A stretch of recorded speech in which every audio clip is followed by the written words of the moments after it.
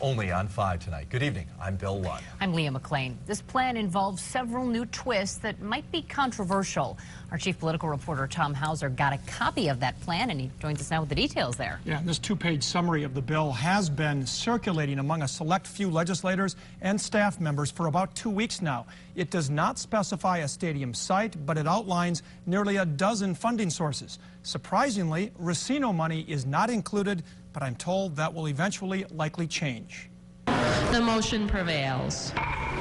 There are some who think this legislative session is the last hope for passing a Vikings stadium bill.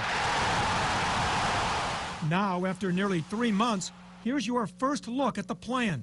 The state would create new revenue of $30 million per year to cover the state's $250 to $300 million share of the stadium.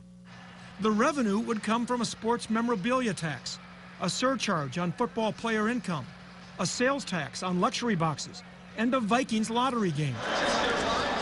Local governments will also be asked to bid to be the site of the stadium and cover up to 1/3 of the cost. The bill would allow the winning county or city to impose up to a half-cent local sales tax, along with taxes on lodging, liquor, food, and tickets.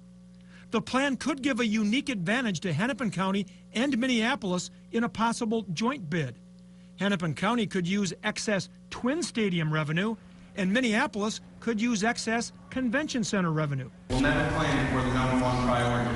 However, that doesn't mean that this is not an important issue. The Vikings, who took part in a stadium debate Wednesday night at the U of M, would be required to pay at least 1/3 of the cost themselves and cover any cost overruns. We've got some good, serious authors who are intending to introduce legislation here very soon, so when it comes out, we're looking forward to working on it with them. Now again, this bill does not specify a cost for a new stadium, only that the state, a local partner, and the Vikings would share the cost.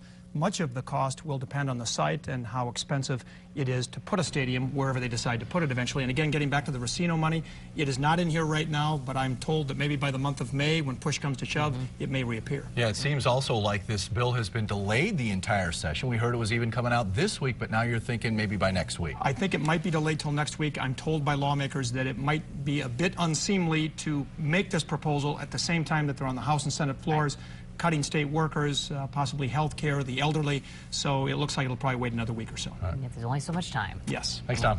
All right, we want to see what all of you thought about this. And the majority of you actually tell us you are for a new stadium as long as the state doesn't pay for it. That's according to the results from our exclusive Survey USA poll. We asked if the legislature should come up with a financing plan for a new Viking stadium with no general fund money involved. 57% said yes. 35% no, 8% unsure. When asked how to finance it, 56% say the Vikings should pay for most of it. 21% favor new taxes on things like sports memorabilia, tickets, and alcohol, while 17% favor the Racino money. Just 3% favor a local or county sales tax.